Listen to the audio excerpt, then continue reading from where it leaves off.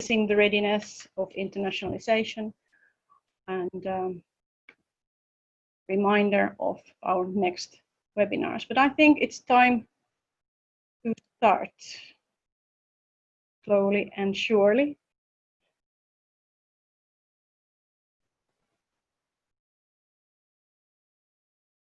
It's 1 o'clock in Amsterdam, 2 o'clock in Helsinki, and welcome everyone to this masterclass of Trademill and Finnish Dutch Chamber of Commerce, Secrets of Market Entry and Internationalization. This is the first part of our masterclasses that we decided to have, assessing your readiness. And the purpose of this is that we will discuss about what do you need for planning market entry and how to prepare for market entry steps. Still a reminder of practicalities that the mics are muted from everyone except those who are speaking and presenting. Videos and off, and the Q&A session will be in the end. So you can put some questions in the chat. We will take a look at it and we try to give answers for as many as we can in the end of the session.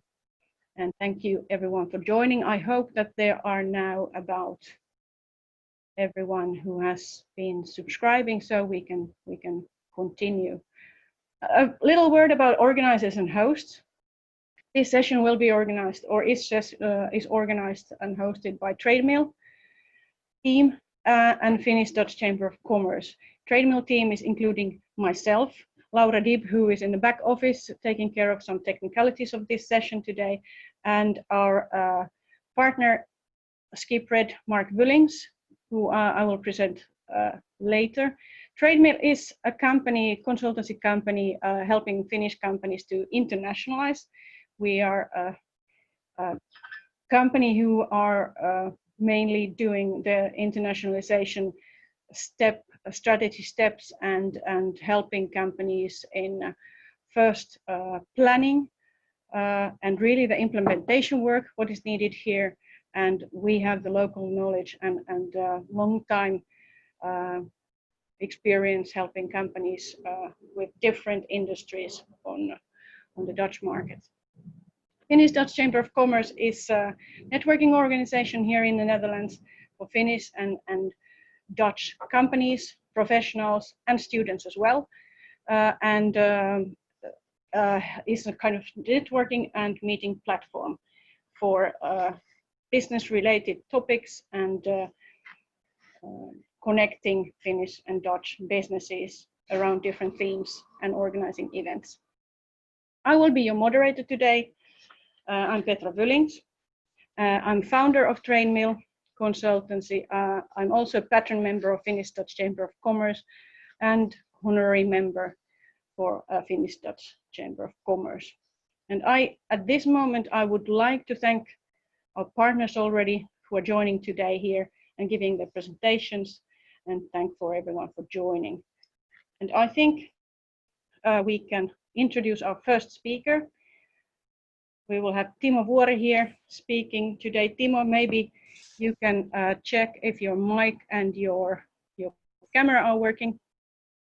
Hello, greetings from Helsinki. Great. Timo, thank you for being here, and very nice that you could come and give some opening words for us. I asked Timo to come here because Timo is like I said, Finnish Dutch Chamber of Commerce is part of FinCham network, and Timo is running that. But Timo has many hats, actually. Timo is Executive Director for International Chamber of Commerce in Finland, member of European Economic and Social Committee, and you have a lot to do with international trade and trade facilitation for Finnish companies. And you are continuously in contact with different stakeholders and companies. And that's why I was asking if you could come and say some words about how do you see the internationalization and importance of internationalization, and maybe some words about what is the situation with COVID-19 and the mindset of the companies at the moment. So please, Timo, it's stage, or let's say screen, is yours. Okay, thank you very much and greetings from the sunny Helsinki. And first, thank you for Finnish Dutch Chamber of Commerce, and also special thanks for Trademill and Petra colleagues and the partners for arranging this excellent event. Well, although the sun is shining in Helsinki, the sun is not shining in our business because of the COVID-19. So the figures here in Finland, the international trade figures have dropped about 20% in June and also in July. And the forecast is that the exporting companies may face the even bigger challenges during this autumn. At the same time, yesterday our government decided about new traveling restrictions, which are also causing challenges for the companies. Of course, the traveling is quite difficult, but also the uncertainty all over the world is also the one which is hurting our companies. So I could conclude that definitely we are living times of disruption, and COVID-19 is part of that. There have been geopolitics and political tension, including the US-China trade wars and also Brexit and that kind of matter. So COVID-19 is putting some extra pressure over the global trade and over the shoulders of the companies. But this is not the end of the globalization. This is definitely not end of the internationalization of the enterprises. But the case is that under these challenging circumstances, we have to find new way of doing things, doing businesses, and also international trade. The good issue is that the goods has been traveled very well or transported very well between various countries. The only challenge has been the restriction concerning the human beings traveling. And we know that business is very personal, face-to-face businesses, and you cannot do everything individual using the virtual communication ways. You need to have face-to-face discussion and so on. And this element is now missing in our internationalization and our international trade. But okay, I was asked to give a few remarks concerning the internationalization and importance of that. So could you please show the next one? Yeah. 3 elements. First, it's typical both for the Netherlands and Finland that we have a very small domestic market. So it means that if companies want to grow, they definitely have to go abroad. So definitely internationalization is the one which they have to do. And of course, although the Dutch and the Finns are the most innovative persons in the world, we definitely want to also learn from the others and cooperate with other foreign partners in innovation, technology, and other ways of doing businesses. So definitely internationalization means that we are looking to market outside our domestic countries. The second point is that the growth is possible if the commercialization is successful. So it's not enough to have the best technology and innovative products if you are not able to sell them. So definitely you have to make money, and this is sometimes missing.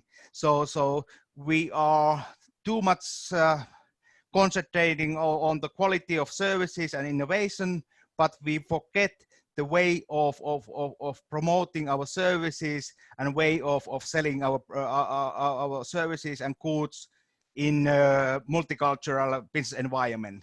And definitely for the Finns, we still have lessons to learn here, how to sell our products in a way that the Dutch and the Swedes, for example, are selling their products all over the world. Oh. And then the third and final element is that under these special circumstances, post-COVID-19 circumstances, we have to think out of the box.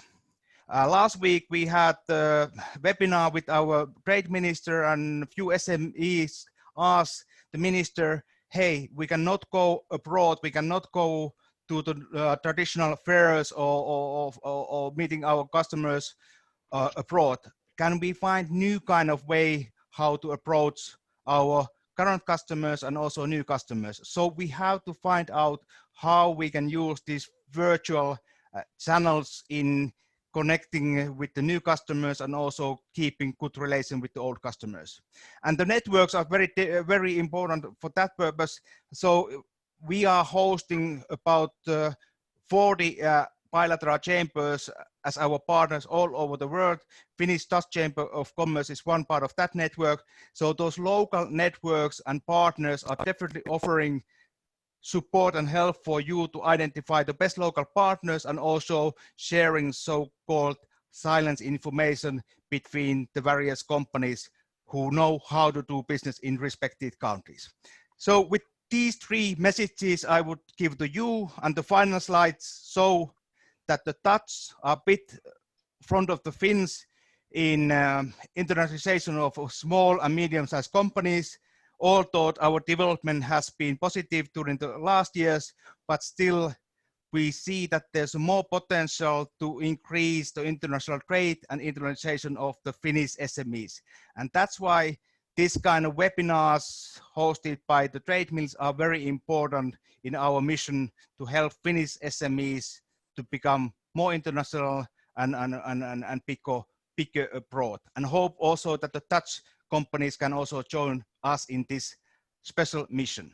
So thank you from my side, and good luck for Petra and others to activate the companies to do more international trade. Thank you, Timo. Thank you very much. I think very quickly, a lot of interesting and important points there, and I think we are going to take we are going to catch up some of those also later today in this session. Before we go and discuss about readiness of internationalization and what is needed for it, I am going to introduce for our next guest and speaker. Feeling a bit crazy to introduce my own husband, but I know that even Michelle Obama is doing it in her own podcast, so I think this is just a trend nowadays. Welcome, Mark Vullings, managing partner of Skipred, advisor of also companies and coaching growth companies and startups to expand businesses. And I'm inviting you here because we have had a lot of discussions about, in our team, you being part of it, about how the internationalization of SMEs could be helped. And you have helped a lot of startups and scale-ups to establish business in Netherlands, not only Finnish, but other nationalities as well. And you have a deep knowledge in strategies and execution. So I thought that we can't leave you out from here. Before we start really going into the discussion, I think one reason why we started to think about this webinar is just what Timo also said, is that the growth and actually staying competitive is nowadays, it's not enough to be on your own market. You have to be internationally competitive, and you have to be prepared also in your home market for international competition. And if you look at the internationalization studies, or you look at the training and also the education on internationalization, it is still very much focused on large companies and multinationals. But actually the SMEs, growth companies, they have the potential, and there's more that potential for growth. And that's a bit neglected part in those studies, at least. So it's very difficult for SMEs when they start internationalize to know how to do it. A lot of them, they don't have resources enough, they don't have maybe people who have done it, or those people and those resources and that knowledge is scarce. And we don't have very many good success stories which are commonly shared. So that's something what we thought that, okay, we have already knowledge for, I don't know, together maybe for 25 years, if we combine it all together, or with working with internationalization, myself first with a Finnish company here in Netherlands, then on a governmental organization, and now the last years, 6 years for my own consultancy company. So I've seen a lot. And most of the companies are SMEs who have not always the resources to do things, but we are doing very grassroots things here.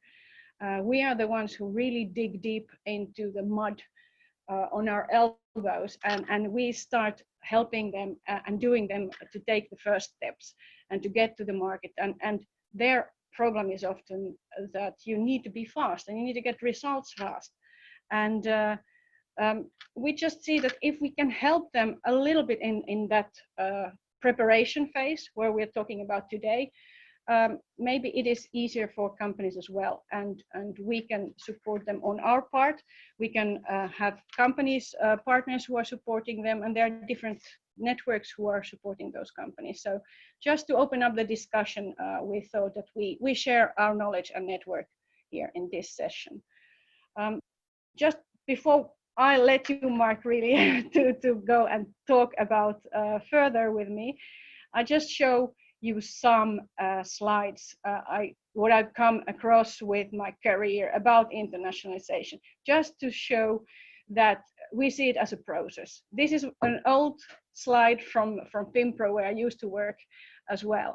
And you see that it's been divided in different phases. We are now dividing our masterclasses in 3 phases. Here it's like 4 phases, but it always includes the planning, establishing part, and the market position part. So you can also talk about dreams and exploring, validation, planning, and follow up, building capabilities. Or companies can have domestic focus, the pre-export stages, they get experiments, and then they get really committed with it. And different kind of models, but most of these are really often corporate level. At least the studies where I picked up some of these, they are talking about really like big corporate and big companies. So what we want to focus is actually really the SMEs today and helping the SMEs. But let's ask something from Mark.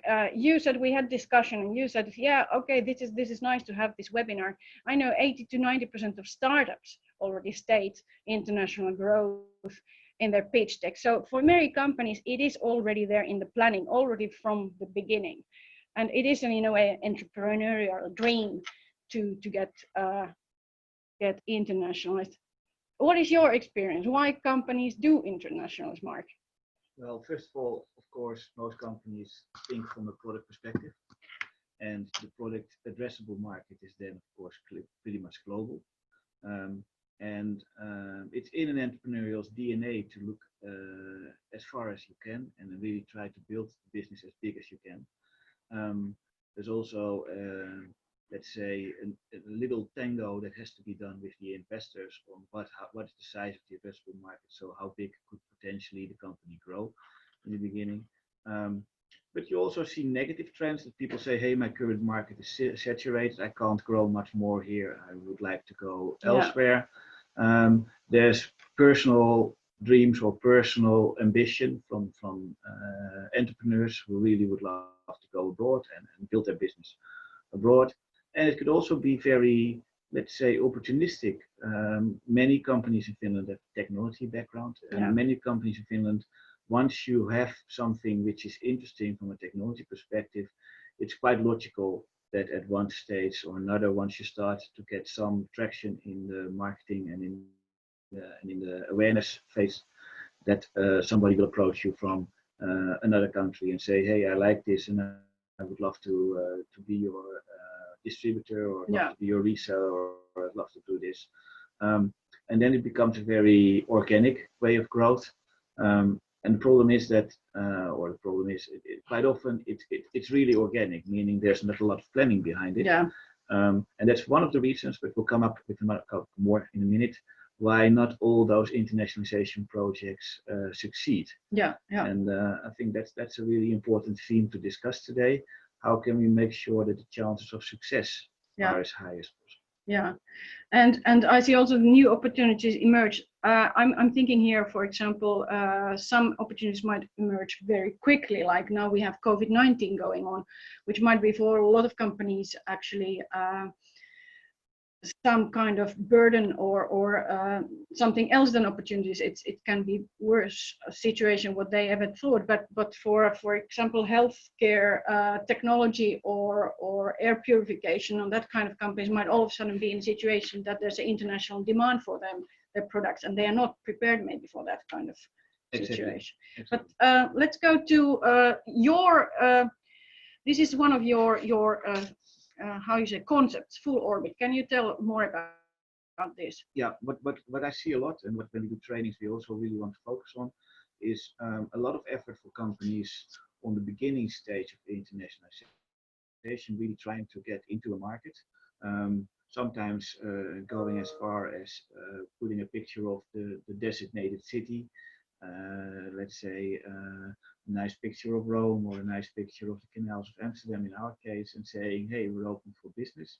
But we really try to emphasize to companies that really what you want to do is not just go out of, let's say, the normal space, but really try to stay out there. That's why we call it full orbit. So you have to get rid of the gravity and really start to build a profitable business unit somewhere else. So the gravity is actually that's the hardest part, is to get out of the gravity and put all your effort to get on the space. Exactly. And then you are floating. Because opening up the shop somewhere else is relatively easy. Yeah. Making sure that what you intended to have, which means sustainable, profitable growth from a foreign market, is a whole different story altogether. And I think it's really important to try already to focus on that. Yeah. When you start building your internationalization plan. Okay. All right. And then we go to why companies fail. The same rocket, but it never got out of the orbit. Yeah. For those who want to know, this is a North Korean rocket, and it's already more than 7 years ago. But what did we find when we do research on it? And as you know, I've been involved with Dutch Base Camp, which is the Dutch NGO that works on internationalization for scale-ups in the Netherlands. Most of the reasons we see is expansion for the wrong reason. So haphazardly trying to get abroad, jumping on an opportunity which might or might not be there without having a lot of thought through it. So the wrong reason, meaning that there is no proper planning behind it, and there is not really a reason to go abroad.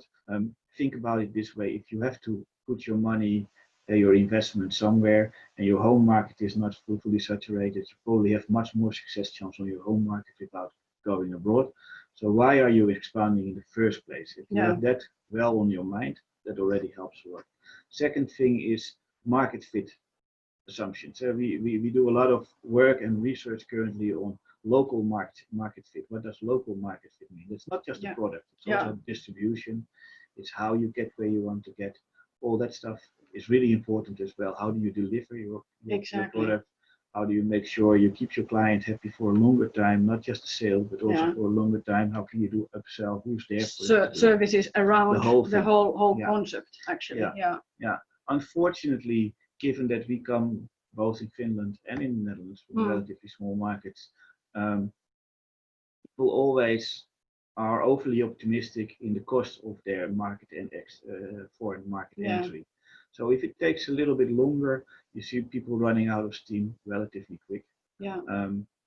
So have real and serious assumptions on what that means, and also have a budget to go for it, and so that you don't have to give up by the first headwind, but you can really start doing that. Yeah, because it takes time. The experience shows that it takes about two years, maybe 1.5 years, if you're lucky and if all of the things go nicely. 18 months is our average. So it takes time, and so you have to have a stamina for it. A lot of companies jump onto an international project, but they really don't have the processes and the material ready to do so. So it's an afterthought, if you like. So many Finnish companies that approach us or that we talk to first still have the major part of their website in Finnish, or haven't worked out the onboarding or the documentation in other countries, haven't thought about tax and legislation, or partner proposal. Partner proposals. So we see a lot of that where internationalization is not really thought through, and it came at the end, and but we are still doing it. And the last thing we see a lot is unqualified resources, and which doesn't mean that the people are bad, but it's not just we are asking something different from them that we used to do.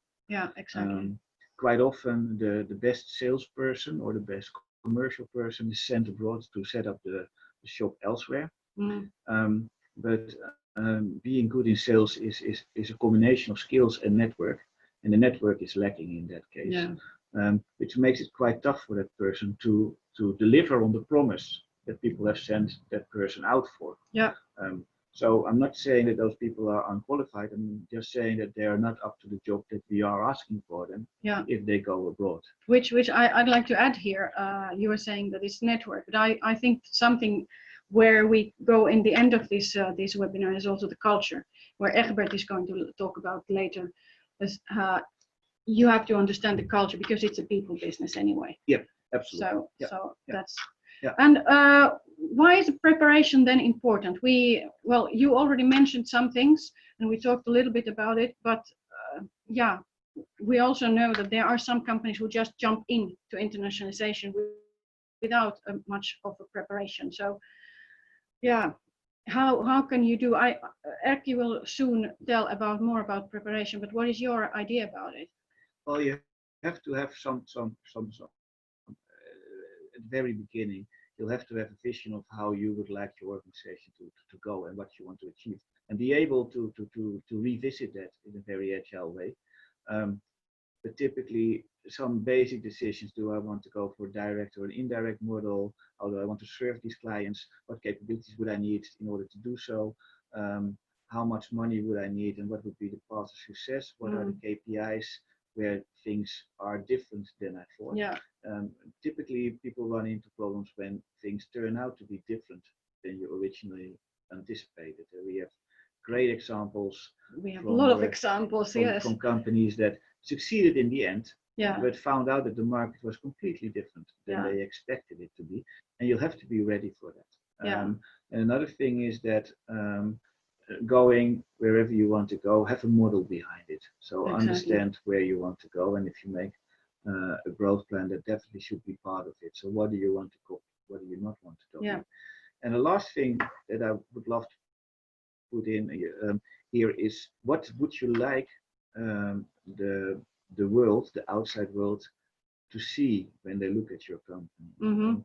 Many companies that go international already have reached the maturity stage. Yeah. So they have gone from being a startup or a relatively small company to some market knowledge elsewhere. You have a clean sheet, so you don't have to take the mistakes you made in the past with you. So you can have a different model when you go international than you've had used the past, simply because you have a legacy of what you've done in the past. So that's something that we can also look at, and we should look at when you make your internationalization. So it's not always copy paste. It might be that you do a different kind of model abroad, or even different markets than what you're doing in your home country. Absolutely, but if you look at your plan and what you want to do, there's a couple of things that you would need to consider. Yeah. And it's definitely very important to plan, and this is an extension of your growth plan that you already have. So think about how much you're willing to put in terms of time and money. So have a good assumption of what the cost would be. If you go into a foreign market, the market dynamics will be different, so you will look at different competition. Yeah. You'll have to have a sustained focus on that market, meaning that you can't jump in and out all the time, because you'll never be able to grow the business if you do so. Which means you'll have to have the resources to do this, and you'll have to have the ammunition, meaning the marketing material, the feet on the ground, the partner network, and so on to get it done. And a lot of things people forget is that while we are saying, hey, this is a very attractive market for a certain company, and mostly you'll see a lot of small companies wanting to go to the US, where this is a typical example. You'll also have to think about what can you add to the market. Yeah. So how strong are you in that market, which gives you a good indicator of how difficult or easy it will be to open up a market. So it's a risk-reward conversation that we have a lot. And especially for Finnish companies, we see a lot of companies going to Sweden, which is a not so easy market for Finnish companies. It's also a market that is geographically diverse, because we have different areas: Malmö, Gothenburg, Sweden. Just like Germany. Yeah, so it's almost for Dutch, it's Germany, it's the same thing. Yeah. It's almost an uphill battle. And then, especially for Sweden, if you've then finally won it, you have a new market opened up, which is 1.5 the size of what you have. So the return on the investment of opening up the market is relatively low. So look for a good edge there. And local market fit really means not just product, but definitely everything else that the consumer takes into consideration when you buy something. Yeah.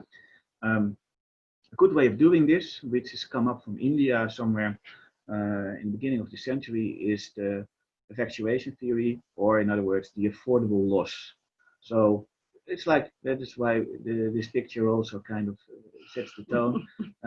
You're betting the farm to a certain extent on opening up a new market. So you'll have to kind of create a budget where you say, this is the budget what I want to try to bet on, if you like, to open up the market. Yeah. That's a very good way of getting a good grip of the budget. Because you want to make sure that you stay best friends with your board while you do a project like this. Yeah. So we come into the conclusion that planning is essential. Absolutely. Yeah. And that is a great bridge for our next speaker, Erkki Tuomi. Erkki, I hope you're there and you are prepared with your microphone and video. There's Erkki. Erkki, great. I am here. Yes, Erkki is a consultant and founding partner at Progrowth in Finland, and running together with Virpi, your partner, also from the Finnish consultancy and training company. And you've been doing it already for years and supporting hundreds of Finnish growth-hungry companies in growth planning and creating new business in home country, but also international markets. And that's how we know you as well, with some projects and discussions together with different companies. I think I give the stage for you, and you can share your slides meanwhile, and let's go further in the discussion about the planning and making a growth plan. Thank you, Petra. It's very nice to be here. Let's see how the technique goes on. I think I need to stop sharing here, and can you see now my we screen? can see it. Yes, if you put it on the presentation mode, then it's even better.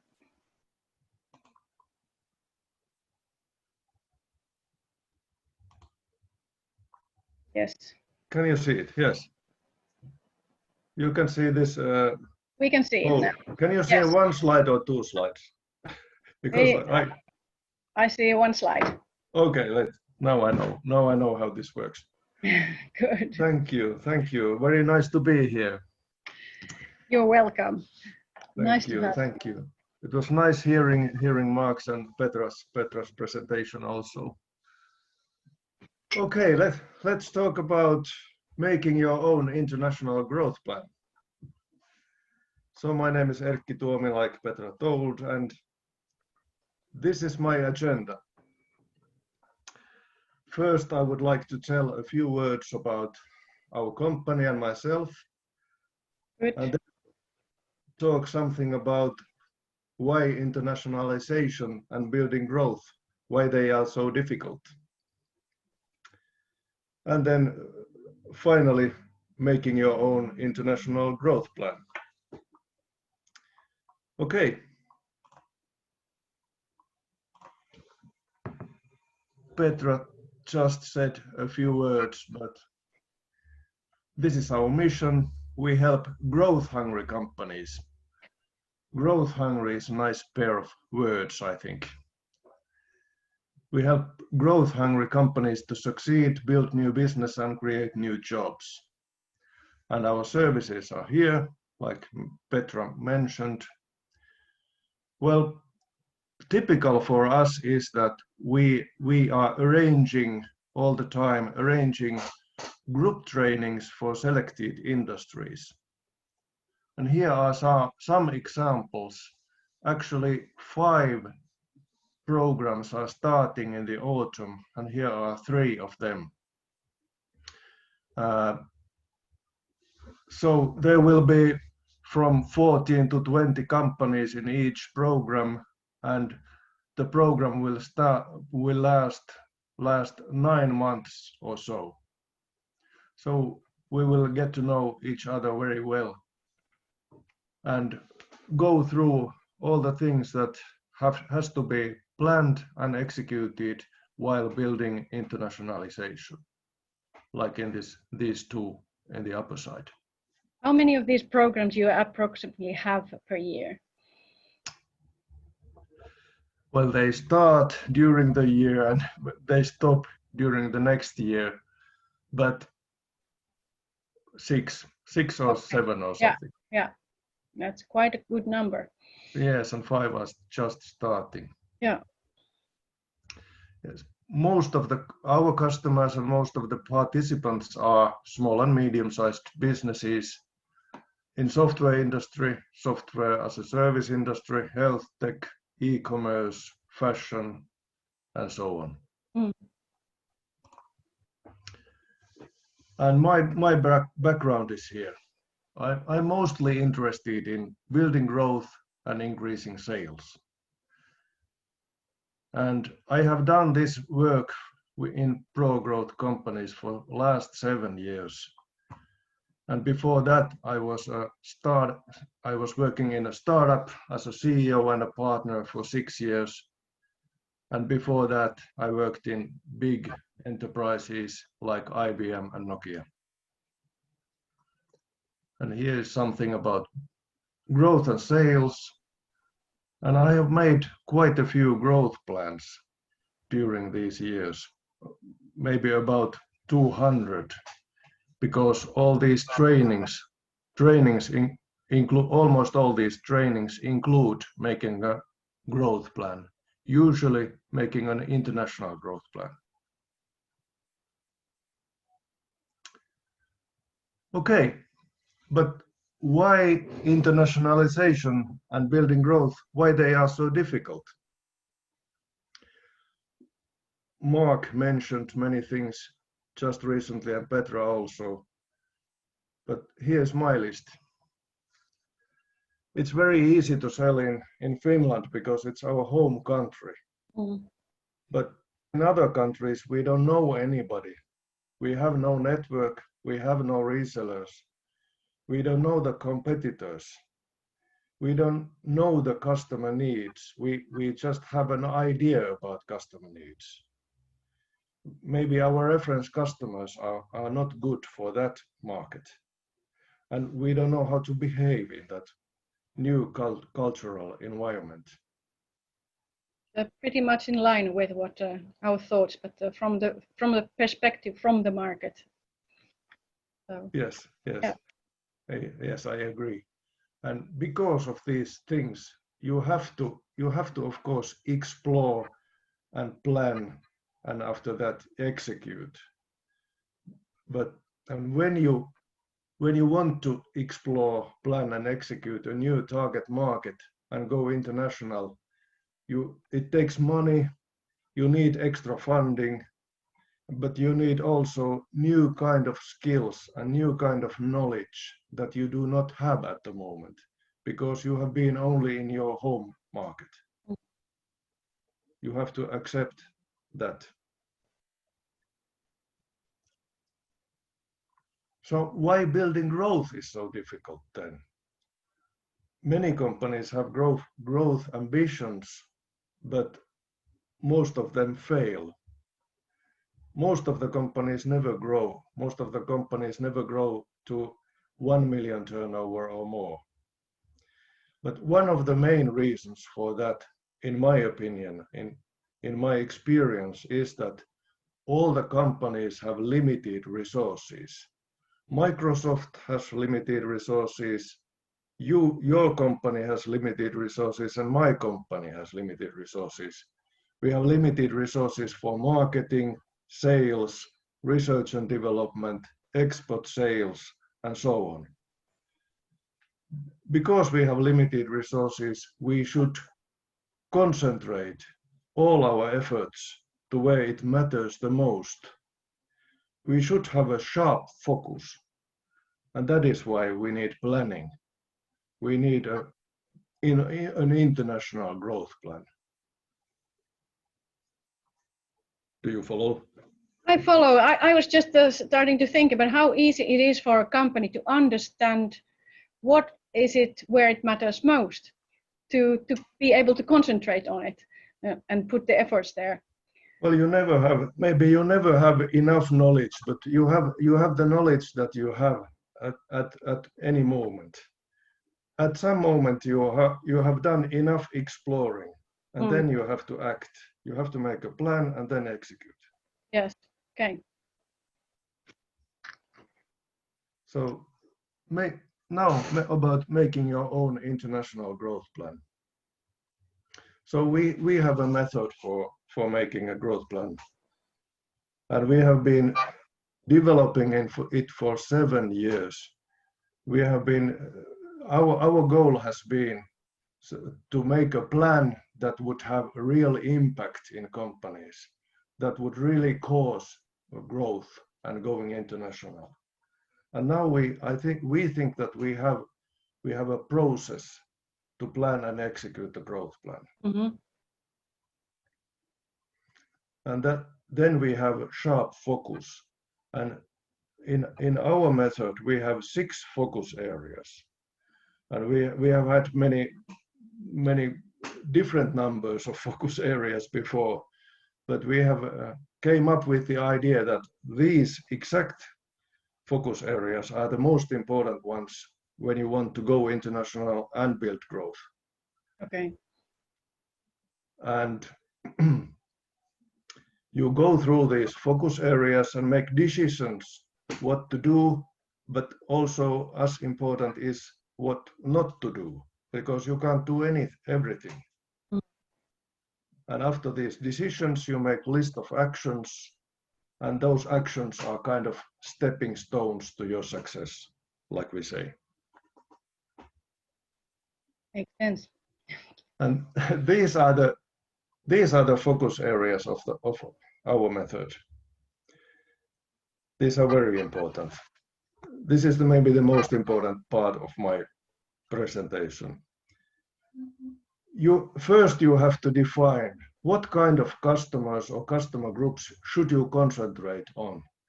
What should be your target customers in your new market?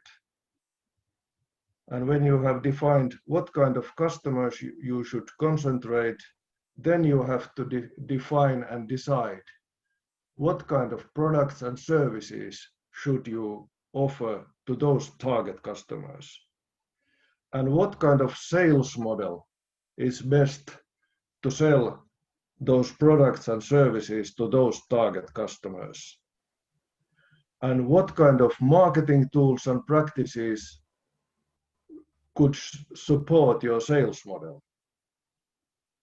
And the fifth is that what kind of people you need to bring this, to build this international growth.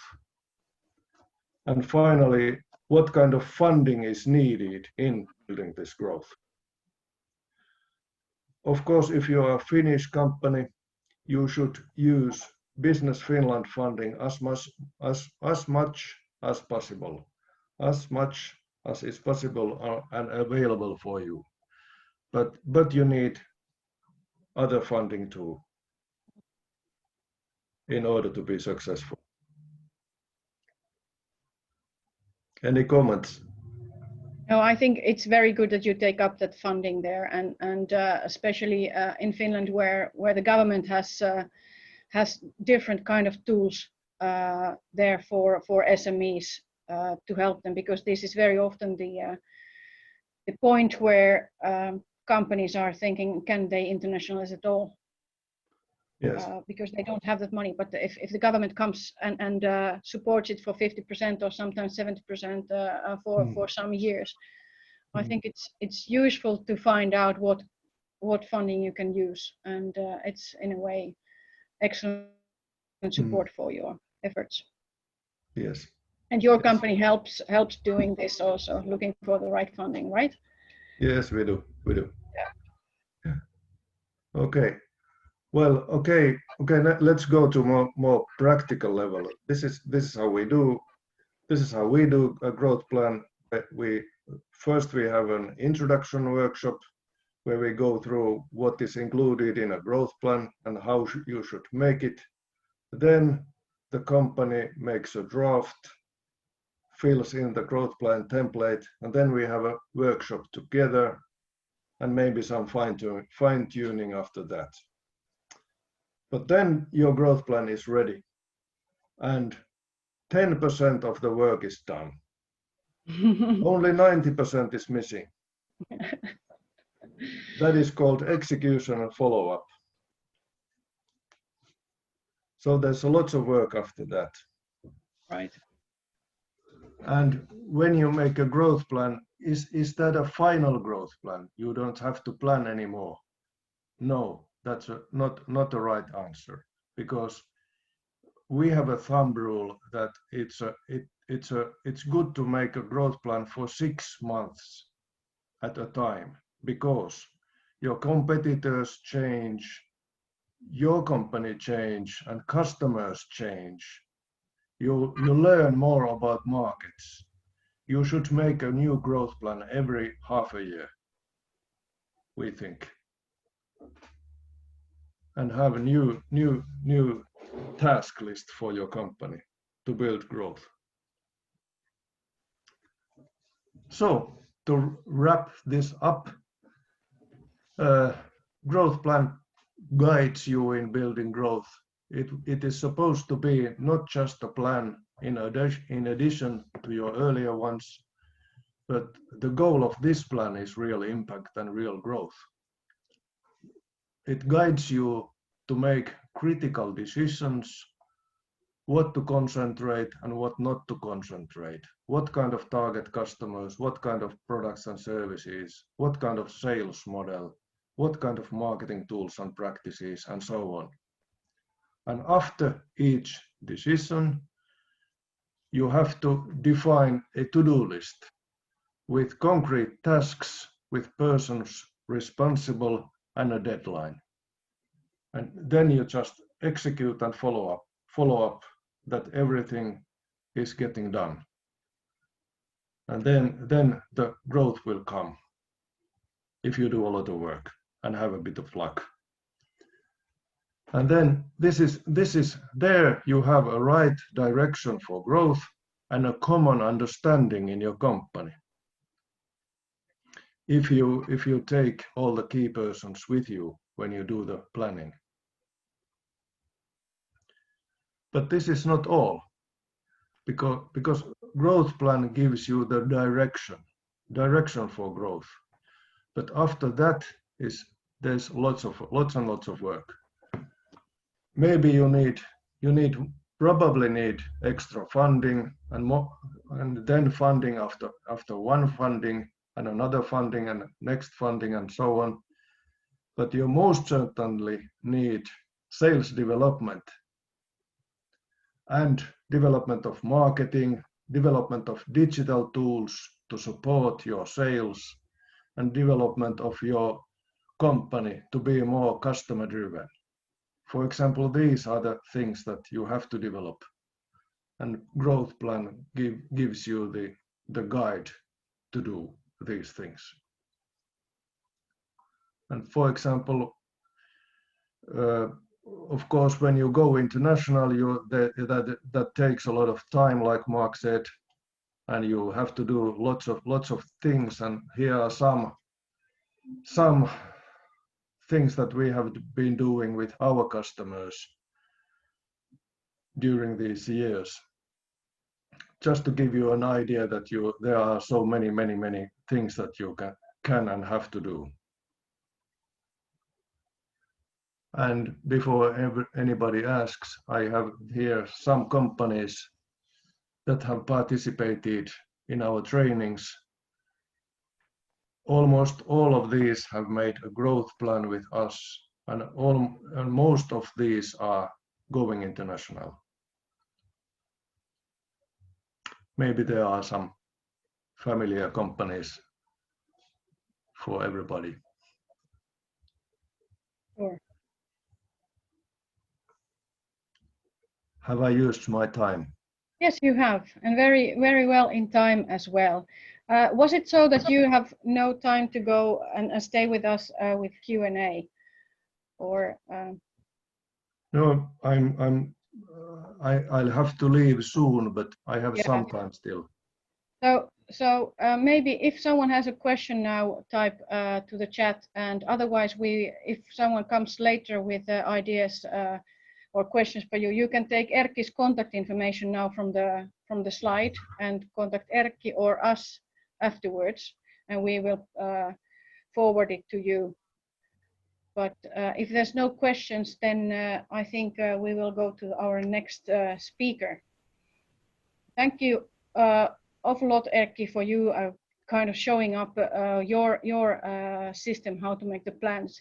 And we think it's great if companies do this kind of plans, because when we are here on the market, we see that a little bit planning would be good before stepping onto real market entry actions. So thanks, Erkki.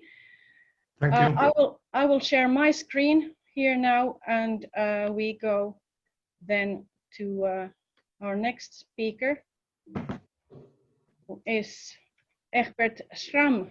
Hope that Egbert is on the line, having a cameras, video ready. Hi, Petra, I am. Great, nice to see you again. Egbert is the CEO for Hofstede Insights in Finland, and actually speaks quite good Finnish, so we noticed this morning.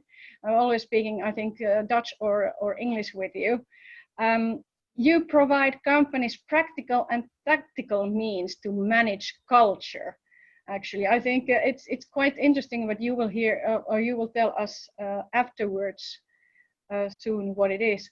I wanted to have you here because I think culture is a very big part of internationalization, and understanding the culture of the country where you are going. And culture is, of course, a big term, and you can talk about different ways, company culture or the culture of a country, and you probably tell more about it. But you have been managed, or your company has been managed to use data-driven approach for culture. So it's not anymore a kind of cloud which you can't catch, but you can enable executive level discussions and decision-making based on culture. So please, Egbert, if you can share your slides and tell us more. Thank you, Petra. Siis jatketaan englanniksi. Yes, jatketaan englanniksi. Kiitos. Although my Finnish is reasonable, I think on the business side, English is slightly easier. I'll just do a quick check if you can see my screen, the full PowerPoint. Yes, wonderful. So data-driven approach to culture, what does that mean? What does culture mean, for that matter? And what do I know about it? So my name is Egbert Schram. I am Dutch. I've been living in Finland for the last, give or take, 14 years. CEO of a global cultural advisory, Hofstede Insights, which has been around for about 30 years, although we rebranded about 3 years ago. I'm a forester by education, and by now you might think, how could you possibly know anything regarding culture? Well, the beauty about studying forestry in the Netherlands is that there are no trees, but there are lots of people, and that means you get to understand people. And that's basically also what culture is about. So that's the red line in my background, in case you had troubles connecting the dots. What do we do as Hofstede Insights? So as Hofstede Insights for the last 35 years by now, we've been translating Hofstede's original work in the field of culture into business applications. And why do we do it? Because culture is a fuzzy topic. The EU did some research with all the EU funding in helping European SMEs to go international, and they basically found 2 reasons for European SMEs to fail with regards to internationalization. One is lack of capital. Sorry, can't help you with that. The other one is complete ignorance of culture, and there we can help. What we basically do is that we put numbers to culture, and I'll show you on how we do that in a moment. At the moment, we're about 150 people in 61 countries, and we operate basically using a franchise model. Now, why do we do what we do? Because in the end, if you talk about internationalization, it is about working together with people who think differently. And if you want to make something beautiful together, it does kind of help to understand where you're both coming from, or if there are multiple parties involved, where are the parties coming from, because it can lead to predictability. And that's an important lesson learned. If you are culturally prepared, you can anticipate problems to happen, which means you will react less emotionally. Because once emotions hit the fan, things tend to take a little bit longer to solve. We approach culture from 4 different angles. One angle is what I'll talk most about today, is the cross-cultural component, but there's also an element of different organizational cultural matches. Working in a sector doesn't mean that you work in the same way. Even within one and the same company, you will already see big differences between how teams collaborate. So organizational mindset is another one. We help organizations that move into new markets to digest and understand how is the culture of a country separated across segments. In other words, if I market to 25 to 35-year-old Indian women, what is their value profile? And can I find that similar profile in other countries, which means that I can replicate my go-to-market strategy without having to reinvent the wheel? This is something that we typically have not yet provided to SMEs because it's quite unique data, so it has a heavy price tag. But especially for multinationals, this is something that we do quite a lot. Basically a cultural due diligence with regards to market entry. And the last part, not too relevant for today, is behavioral analysis, specifically for governments with regards to value makeup of the population and how that impacts social policies. The type of organizations that use our know-how, well, it's sector independent. You can just see a very big list in front of you. The point being is that SMEs have a lot to learn from the way big companies approach culture. They take it seriously, and that also helps them to be much more successful on average than the typical SME. Now, if you can ignore culture, you should, because it's a complex topic. And having somebody share anecdotal evidence based on their own experience could be fun, but it's not very statistically reliable. The point is you can't really ignore culture. And that basically means that if you're a smart entrepreneur, you should understand where, how, and when culture impacts your business operations, because it can save you a lot of time and therefore money. Simple exercise. Have a look at the screen in front of you, and in the chat screen, tell me what you see. So I'll just open the chat screen and I'll see if anybody is brave enough to share their opinions. And I can already see a few. I can see the first one, more coming in, more coming. A lot of people seem to be seeing a frog. But what if I were selling a horse? Are you able to see the horse? Now, some of you already indicated yes. In case you cannot, turn your head to the right. And now this way on the screen, you should see the horse. The point being is, when you try to market stuff or try to communicate stuff, what you think you communicate and what other cultures are likely to see based on how they were raised will differ a lot. And there's no right and wrong here, but you can gain a lot of advantage by anticipating the different angles to problems you might face. Now, another way, you have a business partner in, let's say, Germany or Finland, and you're Dutch. And you ask them a question, and it takes time before people come back. It takes a long time. Because people first need to understand what is it that you're actually asking. Then they need to go through a mental process of reasoning. Am I capable enough of answering this question? Then they might take a decision, how shall I reply? And by the time they come with a reply, we're 2-3 weeks later. And if you're an American or an Indian for that matter, you already basically lost touch, because this is too long and nobody ever set any expectations in terms of timing of communication. If we bring in people like me, the Dutch, after we talk about the French and the Belgians, because they are all over the place, quite chaotically it seems, the Dutch and the Swedes and the Danes are even more chaotic because there's constant revisitation on opinions, on thoughts, on numbers, etc. because there's a dialogue. Emerging insights is basically a Dutch expression, meaning why waste time forming a very solid opinion if you need to change that opinion once new data comes in?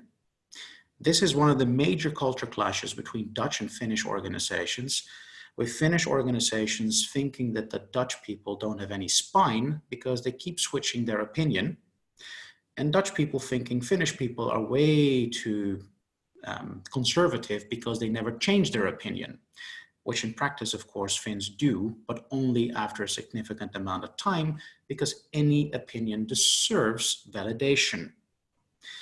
There is no right and wrong, but if you don't make agreements on this, things will go wrong because people don't anymore trust each other. And this is just a simple example. Now, what is culture? Some people might say it's the theater, it's the arts, it's the television, it's art. How we look at it from a business point of view, it's basically about how different groups of people have been trained to think. And this starts already when we're very, very young. At a national level, we can anticipate a lot of this. And why? Because we have data from over 100 countries available with regards to 6 basic dilemmas. Number 1, hierarchy. Should you as the business owner be the one that does negotiations, or should you send a minor market opener? If you send a young person to do market research for yourself in a hierarchical culture, forget about it. Nobody will talk to this person or will give reliable information, because who is he or she? As a power holder in a hierarchical culture, I want to do business with another power holder, not with a junior. Individualism. How much time do we really invest in relations? Again, here, the Nordics were all pretty much fairly individualistic, same in the Netherlands. So it's mostly about the task. But the moment we go east, or we go to Latin America for that matter, relationships matter more. And this means time. Time for sales development will take more. Time for relationship building will mean you as the entrepreneur need to reserve more time to build the relation. You cannot outsource it. How do we deal with how we position our product? Again, here in the Nordics, everything is about basically, like IKEA would say, building a nice life for everybody. Fantastic. But if I'm a German, I only want the best. Nice life? Who cares? I want a fast car, technologically advanced, the best. Nothing else matters. This is one of the key reasons why a lot of Nordic, meaning Finnish, Swedish, and Dutch marketing fails, because it is too subtle and it is too modest. And in the rest of the world, this will not fly. How do we structure the information? A lot of Finnish companies make a lot of issues about providing tons of technical information. Again, any culture that doesn't care about details will already walk away because they don't care about the details. They care about the value add. They care about you, the relationship. Again, if you deal with a country such as, for example, Finland, expertise is more important. That's one of the main reasons a lot of Dutch companies fail in Finland. They send people who know how to sell, but know nothing about the actual product. Time orientation, and I'll talk a little bit more about this in a moment because this is a very important one. And the last one, how indulgent or restrained are we? People always laugh a little bit about the Finnish expression of joy, which is the Finnish expression of sadness, which is everything is very tone neutral, which for the average Dutch person means it is very difficult to read Finnish people's emotions, especially if you have not invested the time in building the relationship. If you're a Finnish person going to the Netherlands and you don't show your emotions, people will be less likely to trust you because people need that emotional click to take place faster. 6 dilemmas.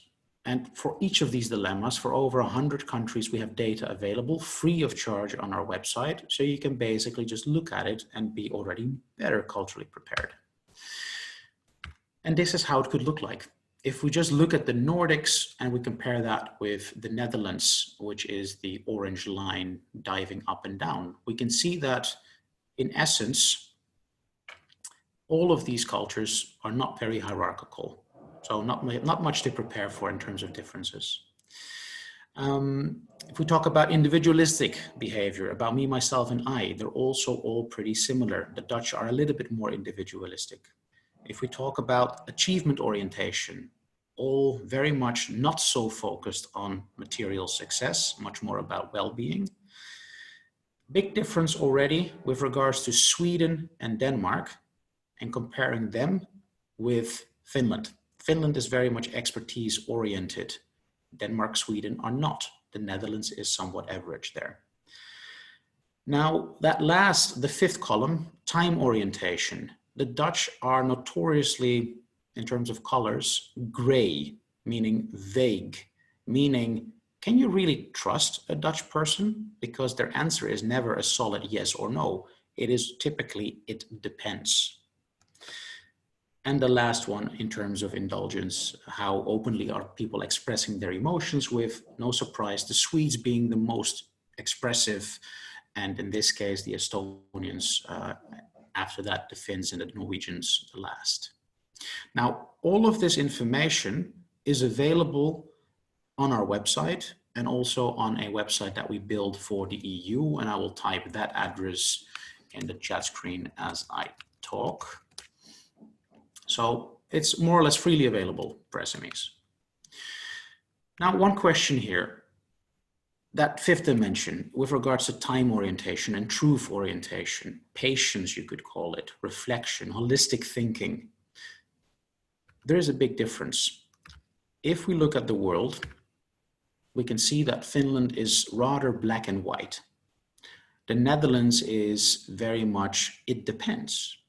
And then if you zoom out of the world, Anglo-Saxon countries are typically very normative, very short-term oriented.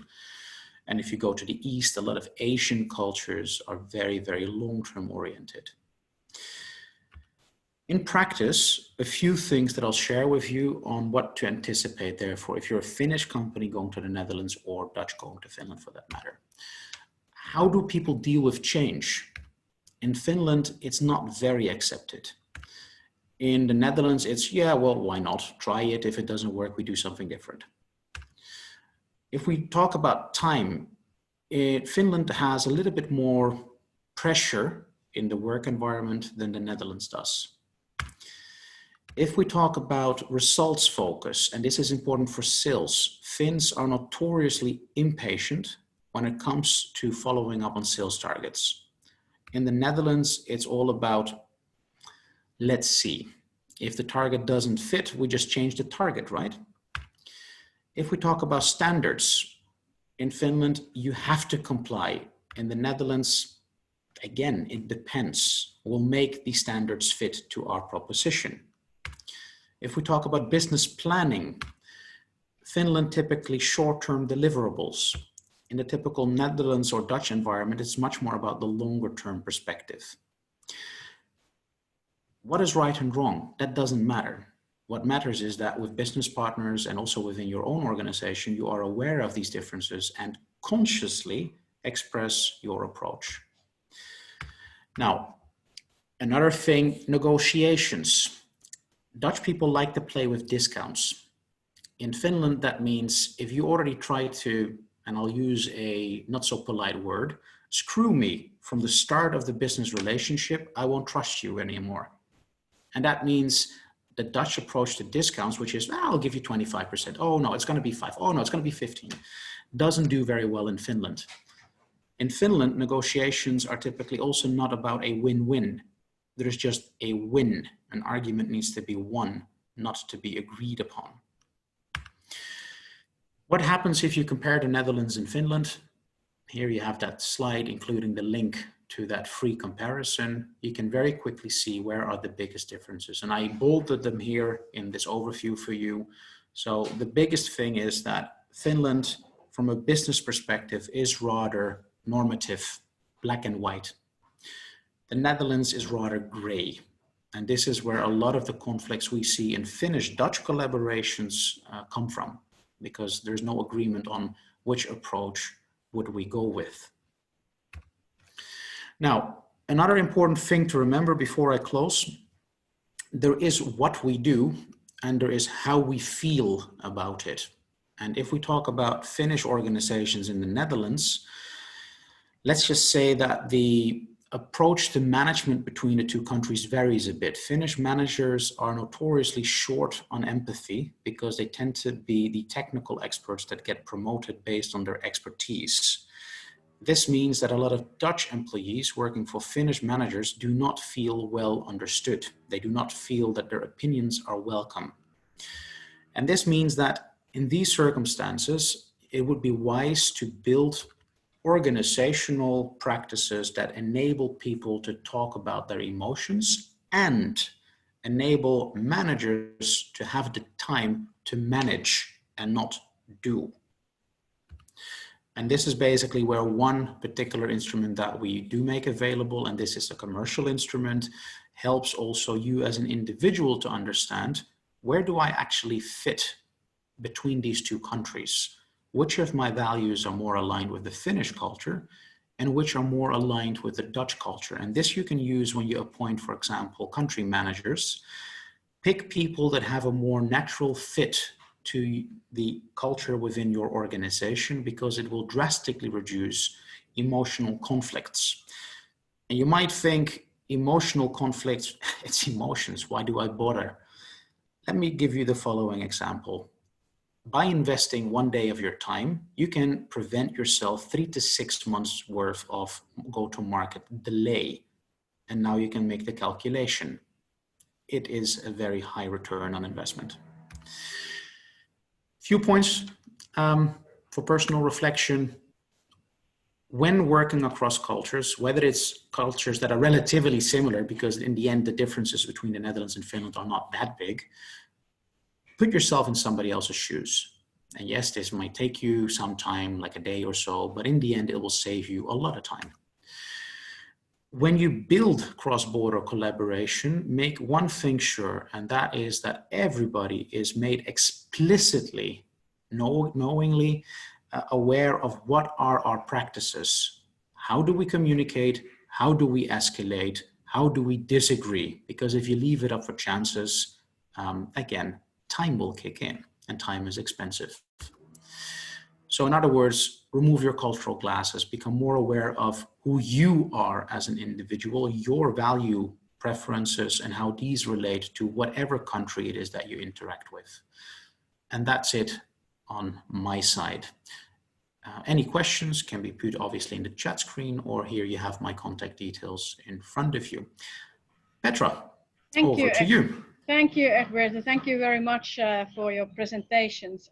And please, now for all participants, think about questions for a Q&A session. I will here share my screen again, just to give my own contact details as well, for if anyone is interested to give me ideas for the next webinars or have some other things to question or contact. So petra.wullings@trademill.nl. And then I think the next part is time for questions. Just check if I can see the chat. For some reason I can't see the chat. Let's see on my screen. Yes. Are there any questions what you would like to ask now from anyone who's been here talking? This part will not be taped.